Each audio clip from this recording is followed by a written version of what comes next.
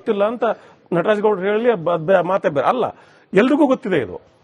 ಯಾಕೆ ಗೊತ್ತಿದೆ? ಒಂದು ಒಪ್ಪಂದ ಆಗಿದೆ ಅಂತ ಡಿ ಕೆ ಶಿವಕುಮಾರ್ ಅವರು ಒಂದು ಮಾಧ್ಯಮ ಸಂದರ್ಶನ ಹೇಳ್ತಾರೆ. ಒಪ್ಪಂದ ಆಗಿಲ್ಲ ಅಂತ ಇಲ್ಲಿವರೆಗೂ ಸಿದ್ದರಾಮಯ್ಯ ಅಲ್ಲಗಳೆದಿಲ್ಲ. ಹೈಕಮಾಂಡ್ ಹೇಳಿದಂಗೆ ಅಲ್ಲಗಳೆದಿಲ್ಲ. ಅದೆಲ್ಲ ಆಗಿದೆ. ಈಗ ವರ್ಲ್ಡ್ ಈಸ್ ವರ್ಲ್ಡ್ ಮತ್ತೊಂದು ಏನೇನೋ ಚರ್ಚೆಗಳಾಗಿದ್ದು. ಮೊನ್ನೆ ಹಾವೇರಿಯಲ್ಲಿ ಆಯ್ತು. ಹಾವೇರಿಯಲ್ಲಿ ಮುಖ್ಯಮಂತ್ರಿಗಳು ಮುಂಜಾನೆ ಹೇಳಿದ್ರು ಡಿ ಕೆ ಶಿವಕುಮಾರ್. ಇವೆಲ್ಲಗಳ ಚರ್ಚೆ ಇರುವಾಗ ಯಾಕೆ ಪದೇ ಪದೇ ನಾವು ಮಾಧ್ಯಮದಲ್ಲಿ ಚರ್ಚೆ ಮಾಡ್ತಿದ್ದೀವಿ? ಯಾಕೆ at least one channel will have one discussion on this on a daily basis? Why? ಯಾಕಂದ್ರೆ ಇದಕ್ಕೆ ಸ್ಪಷ್ಟತೆ ಕೊಡಬೇಕಾದ high command is silent. It has allowed this speculation. Correct. Congress party high command, whoever it is, who knows who is the high command? Maybe it is Mr. Kharge, maybe it is Mr. Gandhi or entire Gandhi family. They have allowed this speculation. ಈ ಒಂದು ಊಹಾಪೋಹಗಳಿಗೆ ಅವರು ಅವಕಾಶ ಕೊಟ್ಟಿದ್ದಾರೆ.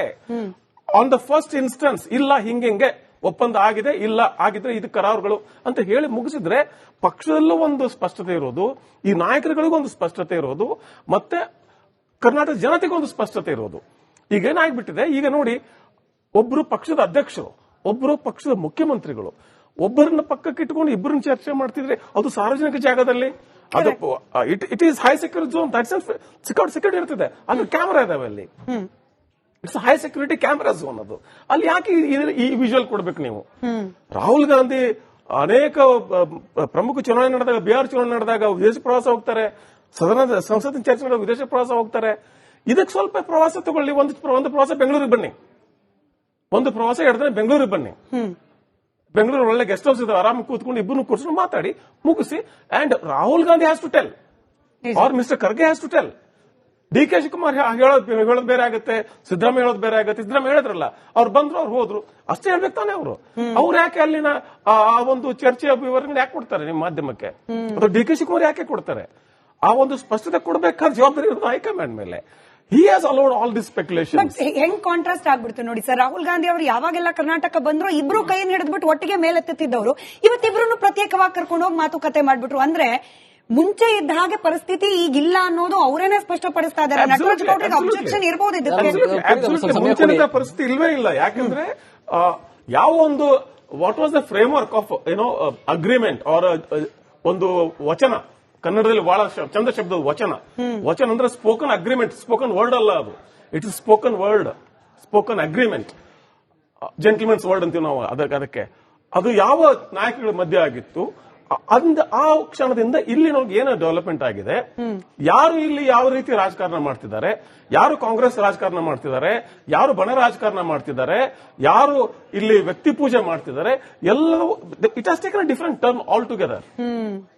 ಆ ಮಟ್ಟ ತುಂಬಾ ವ್ಯತ್ಯಾಸ ಇದೆ. ಈಗ ಒಂದು ಅಂದಿನಿಂದ ಇಂದಿನವರೆಗೆ ಒಂದು ಜರ್ನಿ ಒಂದು, ಮತ್ತೆ ಇಲ್ಲಿಂದ ಮುಂದೆ ಹೆಂಗೆ 28ಕ್ಕೆ ಹಿಂದಿನ ಇತಿಹಾಸ ನೋಡಿಕೊಂಡು ಮುಂದಿನ 2028ಗೆ ನಾನು ಏನ್ ಮಾಡಬೇಕು ಅನ್ನೋ ತೀರ್ಮಾನವನ್ನ ಪಾರ್ಟಿ ಹೈಕಮಾಂಡ್ ತಗೋಬೇಕಾಗುತ್ತೆ. ಅದನ್ನ ಈ ರೀತಿ ಹಾದಿ ಬದಿ ಬೀದಿ ಬದಿ ನಿಂತು ಮಾತಾಡಕ್ಕಾಗಲ್ಲ. ನಟರಾಜ್ ಗೌಡ್ರೆ, ಇದು ಕೇವಲ ಇಟ್ನಾಳ್ ಸರ್ ಮಾತಲ್ಲ. ಇವತ್ತು ರಾಜಣ್ಣ ಅವರು ಕೂಡ, ನೀವು ಅವ್ರನ್ನ ವೈಯಕ್ತಿಕ ಒಪಿನಿಯನ್ ಅಂತ ಹೇಳ್ಬಹುದೇನೋ, ಬಟ್ ಸ್ಟಿಲ್ ಅವರು ಒಬ್ಬ ಅನುಭವಿ ರಾಜಕಾರಣಿಯಾಗಿ ಅವರು ಹೇಳಿದ್ರು ಇವತ್ತು ನೋಡಿ, ಕ್ಲಿಯರ್ ಕಟ್ ಆಗಿ ಒಂದ್ ಏನೋ ಹೇಳ್ಬಿಡ್ಬೇಕು ಹೈಕಮಾಂಡ್. ಇಷ್ಟೆಲ್ಲ ಗೊಂದಲಗಳಾಗ್ತಾ ಇರಬೇಕಾದ್ರೆ ಅದನ್ನ ಬೆಳೆಸ್ಲಿಕ್ಕೆ ಅವಕಾಶ ಕೊಡಬಾರ್ದು. ಹೌದು, ಮುಖ್ಯಮಂತ್ರಿ ಬದಲಾವಣೆ ಮಾಡ್ತೀವಿ, ಇಲ್ಲ ಮಾಡೋದೇ ಇಲ್ಲ, ಆಸ್ ಸಿಂಪಲ್ ಆಸ್ ದಟ್. ಅದನ್ನ ಹೇಳೋದ್ ಬಿಟ್ಬಿಟ್ಟು ಪ್ರತ್ಯೇಕವಾಗಿ ಮಾತುಕತೆ ಅಂತೆ, ಡಿ ಕೆ ಶಿವಕುಮಾರ್ ಅವರಿಗೆ ಅಪಾಯಿಂಟ್ಮೆಂಟ್ ಕೊಡದೇ ಇರೋದಂತೆ. ಇದೆಲ್ಲವೂ ಈ ಮಿಕ್ಸ್, ಈ ಜನ್ ಝಿ ಟರ್ಮ್ ಅಲ್ಲಿ ಹೇಳ್ಬೇಕಂದ್ರೆ ಮಿಕ್ಸ್ಡ್ ಸಿಗ್ನಲ್ ಯಾಕೆ ಕೊಡ್ತಾ ಇದೆ ಪಾರ್ಟಿ ಹೈಕಮಾಂಡ್? ಈಗ ನೋಡಿ, ಈಗ ಒಂದು ಅವರಲ್ಲಿ ಪ್ರವಾಸ ಮಾಡ್ತಿದ್ದಾರೆ, ಅದೊಂದು ಅವ್ರಿಗೆ ಜಾಗ ಚೇಂಜ್ ಮಾಡೋ ಒಂದು ಜಾಗ. ಅದು ಆ ಏರ್ಪೋರ್ಟ್ ಅಲ್ಲಿ ಒಂದು ಮುಖ್ಯಮಂತ್ರಿಗಳು ಮತ್ತು ಉಪಮುಖ್ಯಮಂತ್ರಿಗಳು ಭೇಟಿ ಮಾಡಿದಾಗ ಸೌಜನ್ಯಕ್ಕೆ, ವಿಶ್ವಾಸಕ್ಕೆ ಒಂದು ನಿಮಿಷ ಮಾತಾಡಿದ್ದಾರೆ ಹೊರತು ಅದೇನೋ ಒಂದು ಸಭೆ ಸಮಾರಂಭ ಅಲ್ಲ. ಇಬ್ರದ್ದು ಕೈ ಎತ್ತಿ ಇಬ್ರು ತೋರಿಸಲಿಕ್ಕೆ ಅಥವಾ ಅಗತ್ಯ ಇದೆ. ಸಬ್ಜೆಕ್ಟ್ ಯಾಕಂದ್ರೆ ನೋಡಿ, ಮುಖ್ಯಮಂತ್ರಿಗಳು ಸಿದ್ದರಾಮಯ್ಯನವರು ಸರ್ಕಾರದ ಮುಖ್ಯಸ್ಥರು, ಅವ್ರ ಜೊತೆ ಮಾತಾಡ್ಬೇಕಾದ್ರೆ ಅವ್ರ ಹತ್ರ ಮಾತಾಡ್ತಾರೆ. ಮೊನ್ನೆ ಡಿ ಕೆ ಶಿವಕುಮಾರ್ ಅವರು ಉಪಮುಖ್ಯಮಂತ್ರಿಗಳು, ಕೆಪಿಸಿಸಿ ಅಧ್ಯಕ್ಷರು, ಅವ್ರ ಜೊತೆ ಮಾತಾಡ್ಬೇಕಾದ್ರೆ ಅವ್ರ ಹತ್ರ ಮಾತಾಡ್ತಾರೆ. ಒಂದೊಂದು ನಿಮಿಷ ಮಾತಾಡಿದ್ದಾರೆ. ಇದರೊಳಗೆ ವಿಶೇಷ ಅರ್ಥಗಳನ್ನ ಕಲ್ಪಿಸ್ತಾ ಇರೋದು ನನಗೆ ಈ ವಿಶೇಷ ಸಂದರ್ಭ ಸರ್, ಕೇಳಿ, ವಿಶೇಷ ಅರ್ಥ ಕೇಳಿ, ಆಮೇಲೆ ಕಾರಣ ನೋಡಿ, ಆಗ್ತಾ ಇರೋದು ಕೇಳಿ, ಸಮಯ ಮತ್ತು ನಾನು- ಸಂದರ್ಭ. I agree. ನಾನು ಒಂದು ನಿಮಿಷ, ಮುಖ್ಯಮಂತ್ರಿ ಕುರ್ಚಿ ಬಗ್ಗೆ ಹಾದಿ ಬೀದಿಯಲ್ಲಿ ಮಾತುಕತೆ ನಿಮ್ಮ ಪಕ್ಷದವರು ಮಾಡ್ತಿರೋ ಸಂದರ್ಭದಲ್ಲಿ ಹಿಂಗ್ ಪ್ರತ್ಯೇಕ ಕೇಳಿ, ಮಾತುಕತೆ ನಡೆಸೋದು ಈಗ ಸಂದರ್ಭ ಹಾದಿ ಬೀದಿಲಿ- ಸಮಯ ಯಾವುದು? ಸಿದ್ದರಾಮಯ್ಯನವರು ಬಂದ್ರು ಹೋದ್ರು ಅಂತ ಹೇಳದ ಮೇಲೂ ಕೂಡ ಹಿಂಗ್ ಬಂದು ಗುಟ್ಟು ಮಾತನಾಡಿದ್ದು ಸಮಯ ಸಂದರ್ಭ ಬೇರೆ ಬೇರೆ ಕಲ್ಪನೆಗಳಿಗೋಸ್ಕರ ಮಾಡ್ಕೊಳ್ತಿದೆ. ಕಲ್ಪನೆಗಳು ಅವ್ರು ಮಾಡ್ತಾ ಇರಲಿ. ಇನ್ನೊಂದು ಸ್ಪಷ್ಟವಾಗಿ ಏನಂದ್ರೆ, ಮುಖ್ಯಮಂತ್ರಿ ಬದಲಾವಣೆಯ ಚರ್ಚೆ ಇಲ್ಲಿ ಆದಿ ಬೀದಿಲಾಗ್ಲಿ ಅದು ಮಾಧ್ಯಮದಲ್ಲಾಗ್ಲಿ ಕೆಲವರು ಯಾರೋ ಒಬ್ರು ಇಬ್ಬರು ಶಾಸಕಗಳಿಂದ ಆಗೋದಿಲ್ಲ. ಮುಖ್ಯಮಂತ್ರಿ ಇವರು ಅಂತ ಹೇಳಿ ಶಾಸಕಾಂಗ ಪಕ್ಷ ತೀರ್ಮಾನ ಮಾಡಿ ಹೈಕಮಾಂಡ್ ಮುದ್ರೆ ಒತ್ತದ ಮೇಲೆ ಪಕ್ಷದ ಅಧ್ಯಕ್ಷರು ಹೇಳಿದ್ರಲ್ಲ ಗೌಡ್ರೆ, ವರ್ಡ್ ಇಸ್ ವರ್ಡ್, ಅದರ ಅರ್ಥ ಏನು? ಅದಾರ್ಥ ನಾವು ಗ್ಯಾರಂಟಿ ಯೋಜನೆಗಳು ಕೊಟ್ಟಿದ್ದೀವಿ, ನಾವು ಪ್ರಮಾಣ ಮಾಡಿದ್ವಿ ಗ್ಯಾರಂಟಿ ಜನಗಳಿಗೆ. ಯೋಜನೆಗಳ ಬಗ್ಗೆ ಮಾತಾಡಿದ್ರೆ ಕೇಳಿ, ಜನಗಳಿಗೆ ನಾವು ಗ್ಯಾರಂಟಿ ಯೋಜನೆಗಳ ಬಗ್ಗೆ ಮಾತಾಡಿದ್ರೆ ಕೇಳಿ ಎಲ್ಲಾ ಕಡೆನೂ ಅದೇನೆ.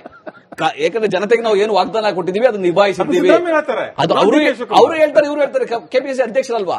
ನೋಡಿ, ಅದಕ್ಕೆ ವಿಶೇಷ ಅರ್ಥ. ಒಂದ್ ನಿಮಿಷ ಈಗ ಒಂದ್ ನಿಮಿಷ ರಾಜಗೌಡ, ಒಂದ್ ನಿಮಿಷ.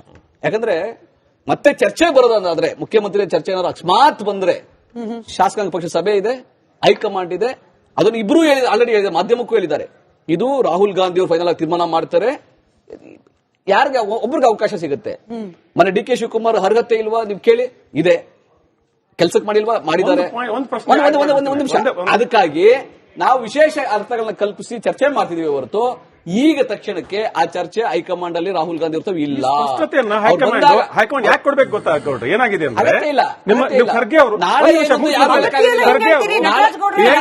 ವೋಟ್ ಹಾಕಿ ಸುಭದ್ರ ಸರ್ಕಾರ ಅಂತ ಪಾಟೀಲ್ ಇದೆಯೋ ಇಲ್ವೋ ಜನತೆಗೆ